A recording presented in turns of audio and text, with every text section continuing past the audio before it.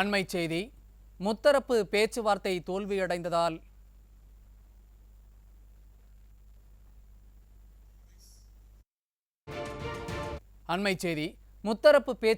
தோல்வியடைந்ததால் திட்டமிட்டபடி நாளை முதல் வேலை நிறுத்த போராட்டம் நடைபெறும் என போக்குவரத்து தொழிற்சங்கங்கள் அறிவித்துள்ளன. அந்த காட்சிகளை பார்க்கலாம். வரை இரண்டாம் தர குடிமக்களாக பார்க்கிறது என்பதுதான் நாங்கள் மிகுந்த வருத்தத்தோடு சுட்டிக்காட்ட வேண்டிய விஷயம்.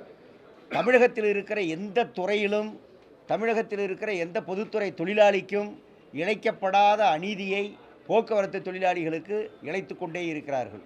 பஞ்சப்படி அவர்களுக்கு கொடுக்க வேண்டிய பாக்கி எங்களுக்கு உயர்வாக கொடுங்கள் என்ற தேதியிலிருந்து நாங்கள் கேட்கவில்லை. எங்களுக்கு கொடுக்க வேண்டிய பாக்கி, எங்களிடம் பட்டிருக்கிற கடன், 8 ஆண்டுகளாக வழங்காமல் இருக்கிற கடன், ஒவ்வொரு தொழிலாளிக்கும் ஒவ்வொரு மாதமும் சராசரியாக ஓய்வு பெற்றவர்களுக்கு 96,000 பேருக்கு 6,000 ரூபாய் வழங்கப்படாமல் இருக்கிறது என்றால் மாதந்தோறும் நீங்கள் கணக்கு பார்த்து கொள்ளுங்கள். அந்த தொழிலாளிகள் ஒவ்வொரு மாதமும் 6,000 ரூபாய் வரவேண்டியது வராமல் அவர்கள் இல்லாமல் இன்றைக்கு குடும்பம் நடத்தி கொண்டிருக்கிறார்கள் என்பதுதான் இதில் இருக்கிற மிகப்பெரிய சோகம், மிகப்பெரிய துயரம். இந்த கோபத்திற்கும் மற்றதற்கும் எங்களுடைய காரணம் அதுதான். கடைசியாக நாங்கள் கேட்டோம், அமைச்சரிடமும் கேட்டோம், இன்றைய பேச்சுவார்த்தையிலும் கேட்டோம். எங்களுடைய ஊதிய உயர்வு இப்போது இருப்பதை விட கூடுதலாக தர வேண்டிய கோரிக்கை, அதை பிறகு பேசிக்கொள்ளலாம். மீதி கோரிக்கைகளை பிறகு பேசிக்கொள்ளலாம். ஆள் எடுப்பு என்பது கழகம் சம்பந்தப்பட்டது. பணிக்கு ஆள் எடுப்பது, புதிய எல்லா பேருந்துகளையும் இயக்குவது, மக்களுக்கு உதவி செய்வது என்பது இந்த தமிழ்நாடு சம்பந்தப்பட்டது. அதை நீங்கள் நிறைவேற்றுங்கள். மற்ற எல்லாவற்றையும் பிறகு பேசலாம். ஆனால் எங்களிடம் பட்ட கடனையாவது உடனடியாக கொடுங்கள் என்று நாங்கள் கேட்டோம். அது ஒன்று. சர்வீஸில் இருக்கக்கூடிய தொழிலாளிகளுக்கும் 4 மாத அகவல் இப்படி தரவில்லை, அதையும் நிலுவையில் வைத்திருக்கிறார்கள். இப்போ நடப்பில் 4 மாதம், அந்த 4 மாத நிலுவைத் தொகையை கூட அவர்கள் கொடுக்காமல் இருக்கிறார்கள். 18 மாதம் என்பது தனி. ஆகவே ஓய்வூதியர்களுடைய பஞ்சப்படியை அரியஸ் தொகையாக இருக்கிற 2,000 கோடி ரூபாயை பிறகு பேசலாம், எப்போது எப்படி தரலாம் என்று பேசலாம். அவர்களுக்கு இந்த தேதியிலிருந்து, இந்த மாதத்திலிருந்து நடைமுறையில் இருக்கக்கூடிய பஞ்சப்படி 46% என்பதை அமுல்படுத்துங்கள், பிராஸ்பெக்டிவாக அமுல்படுத்துங்கள், அது போதும் என்று சொன்னோம். இது எங்களுக்கு உரியது, எங்களுக்கு புதியதும் அல்ல, உயர்வானதும் அல்ல, உரியது. இந்த உரியதை மறுத்து கொண்டிருப்பது தான் இருக்கிற பிரச்சனை என்று எவ்வளவோ சொல்லி பார்த்தோம். அதற்கு பிறகும் பேசலாம், பேசி பொங்கலுக்கு பிறகு என்று சொல்லுகிறார்கள். சர்வீஸில் உள்ளவர்களுக்கு அந்த 4 மாத பணத்தையாவது பொங்கலுக்கு முன்பு கொடுங்கள். இந்த 2 பேருக்கும் பொங்கல் மகிழ்ச்சியான பொங்கலாக இருக்க வேண்டும் என்றால் இந்த 2ஐயும் நிறைவேற்றணும். கோரிக்கை 15வது ஒப்பந்த கோரிக்கை என்பதை அவங்க பேசுகிறதுக்கான ஒரு தேதியை சொல்லணும். இவ்வளவுதாங்க. போக்குவரத்து தொழிலாளியை எல்லோரை போல சமமாக எங்களை நடத்துங்கள், எங்களை ஒதுக்காதீர்கள், எங்களை பாகுபடுத்தாதீர்கள், எங்களை 2ஆம் தர குடிமக்களாக நடத்தாதீர்கள், எங்களிடமிருந்து நீங்கள் பிடித்து வைத்திருக்கிற பணத்தை கொடுங்கள். இவ்வளோதான் நாங்கள் கேட்குறோம். இதை ஏற்றுக்க முடியலன்னா வேலை நிறுத்தத்தை ரத்து பண்ணுன்னு கேட்குறதுல அவங்களுக்கு என்ன உரிமை இருக்கிறது? வேலை நிறுத்தத்தை நீங்கள் கைவிட வேண்டும் என்று சொல்வதற்கு என்ன உரிமை இருக்கிறது இந்த அரசாங்கத்திற்கு?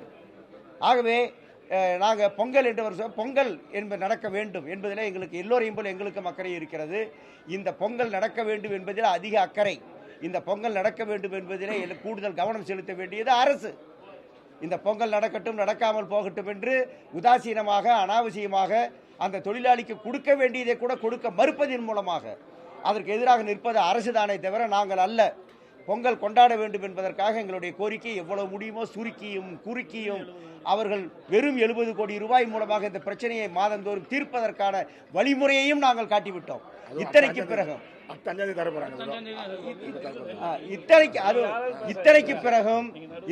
பிறகும் நாங்கள் எதுவும் செய்ய முடியாது என்று அரசு எடுத்தால் அவர்கள் மிகப்பெரிய தவறை அரசு இழைக்கிறது என்றுதான் பொருள். நாங்களும் வேலை நிறுத்தத்தை திரும்ப பெற முடியாது என்று மிகுந்த வருத்தத்தோடு தெரிவித்துக் கொள்கிறோம்.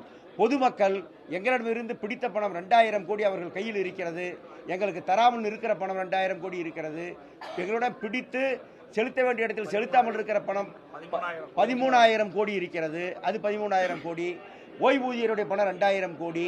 இப்படி இந்த பணத்தை எல்லாம் அரசாங்கம் கையில் வைத்துக்கொண்டு இந்த ஏழை தொழிலாளியை ஏமாற்றிக் கொண்டிருக்கிறது என்பதுதான் இருக்கிற பிரச்சனை. இதை புரிந்து கொண்டு எங்களுக்கு இந்த வேலை நிறுத்த தருணத்தில் ஆதரவு தர வேண்டும் என்று பொதுமக்களை நாங்கள் கேட்டுக்கொள்கிறோம். அரசுக்கும் எங்கள் சார்பில் நீங்கள் அழுத்தம் தந்து இந்த பிரச்சனையை தீர்ப்பதற்கு உதவ வேண்டும் என்று பொதுமக்களையும் நாங்கள் மன்றாடி கேட்டுக்கொண்டிருக்கிறோம். இன்று நடந்த பேச்சுவார்த்தையில் எங்களுடைய கோரிக்கையை 6 கோரிக்கையில இருந்து நாங்கள் ஒரு கோரிக்கைக்கு வந்ததை கூட அரசு அதிகாரிகள் ஏற்க மறுத்து விட்டார்கள். அதுதான் உண்மை. இன்று மாலை வரைக்கும் கூட நேரம் இருக்குது. அமைச்சர் அவர்கள் இந்த மாலை 6 மணி 7 மணி 8 மணி ஆனாலும் சரி அழைத்து பேச தயாரா இருந்தால் நாங்கள் தயாரா இருக்கிறோம். எங்களுக்கு இந்த வேலை நிறுத்தம் நடத்துவது என்பதை தவிர்க்க முடியாத ஒரு சூழ்நிலைக்கு அரசு தள்ளி கொண்டிருக்கிறது என்பதுதான் இப்போதைய நிலை. எங்களுடைய இந்த பிரச்சனை இங்கே பேசிக் கொண்டிருக்கும் போது, அதாவது நம்மளுடைய மதுரை உயர்நீதிமன்றத்தில் ஒரு பொதுநல வழக்கையும் தொடுத்திருக்குது. ஒருத்தர் போய் தொடுத்திருக்காங்க இதுக்கு ஸ்டே கேட்டு. ஆனால் அந்த மாண்புமிகு நீதி அரசர்கள் நாளைக்கு இந்த வழக்கு எடுப்பதாக தெரிவித்திருக்கிறார்கள். அது மட்டும் இல்ல, இன்றைய தேதியில சுப்ரீம் கோர்ட்ல ஒரு வழக்கு வந்தது. அரசு மேல்முறையீடு செய்தது இந்த டிஏ நிலுவைத் தொகைக்காக. அந்த வழக்கை இன்றைக்கு உச்சநீதிமன்றம் அடுத்த மாதம் 6ஆம் தேதிக்கு தள்ளி வைத்திருக்கிற வழிய அதுக்கு ஸ்டே கொடுக்கல, அதை அட்மிட் பண்ணல. ஆக இன்று வரைக்கும் உயர்நீதிமன்றம் கொடுத்த உத்தரவு கரண்ட்ல இருக்கு. அதை அரசு ஏற்று உடனடியாக ஓய்வு பெற்ற தொழிலாளர்களுக்கும் இப்போது நடைமுறையில் இருக்கக்கூடிய தொழிலாளர்களுக்கு தர வேண்டிய அகவலைப்படியை உடனே வழங்கிட வேண்டும் என்பதுதான் எங்களுடைய கோரிக்கை. அரசுக்கு இன்னும் டைம் ஒரு 10 மணி நேரம் இருக்கு. இன்னும் 4-5 மணி நேரத்தில் அமைச்சர் அவர்கள் இதுக்கான முடிவை எடுத்து எங்களை அழைத்தால் பேச்சுவார்த்தைக்கு செல்ல நாங்கள் தயாராக இருக்கிறோம். இல்லை என்றால் நாங்களே நினைத்தாலும் தொழிலாளர்கள் வாகனத்தை நிறுத்துவதை தடுக்க முடியாத ஒரு சூழ்நிலை ஏற்படும் என்பதை தெரிவித்துக் கொள்கிறோம்.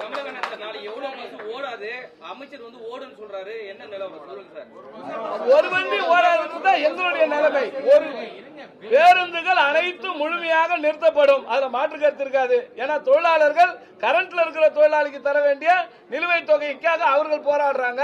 இன்றைக்கு ஓய்வு பெற்ற தொழிலாளி நிலைமை ரொம்ப மோசமா இருக்கு. இதையெல்லாம் கருத்தில் கொண்டு பார்க்கும்போது 100% பேருந்துகள் இயக்கப்படாது என்பது நிச்சயம். அரசு ஏதோ நினைச்சுக்கிட்டு இருக்காங்க நம்ம நடத்தணும்னு சொல்லி, அது அவங்களுடைய தரப்புல இருக்கக்கூடிய முடிவா இருக்கும். ஆனால் ஒட்டுமொத்த தொழிலாளர்களும் வாகன இயக்கத்துக்கு தயாரா இல்லை என்பதை தெரிவித்துக் கொள்கிறேன்.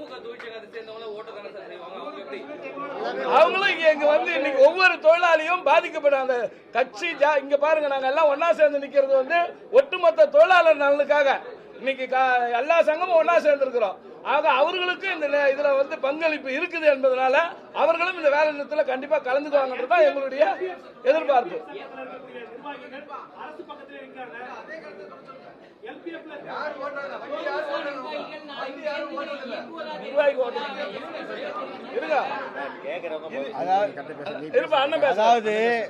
அதாவது ஏற்கனவே நீ இர்ரெகுலர், நீ வேலைக்கு வரலன்னு வேலை மறுக்கப்பட்ட தொழிலாளிகள் கொஞ்சம் பேர் இருக்காங்க. அவங்கள எல்லாம் உடனே வாங்க உங்களுக்கெல்லாம் வேலை கொடுத்துடலான்னு சொல்லி கூப்பிட்டு வேலை கொடுத்துக்கிட்டு இருக்காங்க. வேலைக்கு ஆள் எடுப்பதில் நிறைய ப்ரொசீஜர்ஸ் இருக்குது. ஆகவே நாங்கள் எடுக்காமல் இருக்கிறோம்னு 2 வருஷமாக காலி பணியிடத்தை அப்படியே வைத்திருக்கிறவர்கள் 2 மணி நேரத்தில் ஆள் எடுக்கிறாங்க, 3 மணி நேரத்தில் ஆள் எடுக்கிறாங்க. இப்படியெல்லாம் ஆள் எடுக்கக்கூடியவர்களை மற்றவர்களை பயன்படுத்தி ஸ்கெலிட்டனாக சர்வீஸை ஓட்ட எப்போதும் போல இப்போதும் அவர்கள் முயற்சிக்க கூடும். ஆனால் மிக பெரும்பாலான வாகனங்கள் நின்று போகும். இந்த ஸ்கெலிட்டன் வண்டி மூலமாக ஜனங்க பிரச்சனையோ போக்குவரத்து பிரச்சனையோ தீராது, மாறாக அது பிரச்சனையை தீவிரப்படுத்தும். ரோட்ல ஓட்ட வேண்டிய வண்டியை சென்ட்ரல் ஸ்டேஷனுக்குள்ள ஓட்டுவாங்க. இதெல்லாம் நடக்கும். இது ஏற்கனவே நாம் பார்த்ததுதான். ஆகவே இது போன்ற தருணங்களில் 2 பேர் இருந்தால் ஒரு வண்டி எடுத்துட்டு இங்கேயும் அங்கேயும் பணம் காட்டலாம். அப்படி பணம் காட்டல் நடக்குமே தவிர உண்மையில் பயணங்கள் என்பது நடக்காது. அப்படியே பேருந்துகள் இயக்கப்பட்டாலும் பொதுமக்கள் அந்த பேருந்துகளை புறக்கணிப்பார்கள் என்பதையும் நாம் பழைய போராட்டங்களில் பார்த்திருக்கிறோம். ஓடுகிற 1-2 பஸ்ஸிலும் அப்படிதான் நடக்கும். ஆகவே அதுதான் எங்களுடைய கருத்து.